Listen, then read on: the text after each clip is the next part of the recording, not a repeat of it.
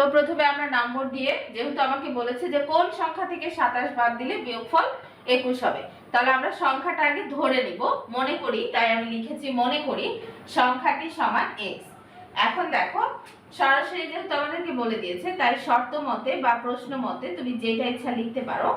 বলেছে যে কোন সংখ্যা থেকে, তাহলে সংখ্যাটা কত x, তাহলে x থেকে 27 বিয়োগ করলে, তাহলে বিয়োগ 27 করলে বিয়োগফল মানে এই দুটার সমান বিয়োগফল কত হবে, -21 হবে।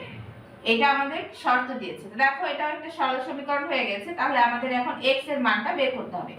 তাহলে আমি যদি x সমান লিখি, এটা হচ্ছে -21 ছিল এই পাশে, আর এখন এই যে এই পাশে দেখো -27 আছে, তাহলে -27টা যদি ওই পাশে যায় তাহলে কি +27 হয়ে যাবে না?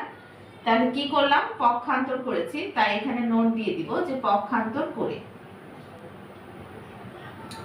অতএব তাহলে x সমান আমরা কত পাবো, তাহলে দেখো 27 হচ্ছে বড়, এর আগে প্লাস সাইন আছে, তাহলে 27 থেকে আমি যদি 21 বাদ দেই তাহলে কত পাবো, 6 পাবো।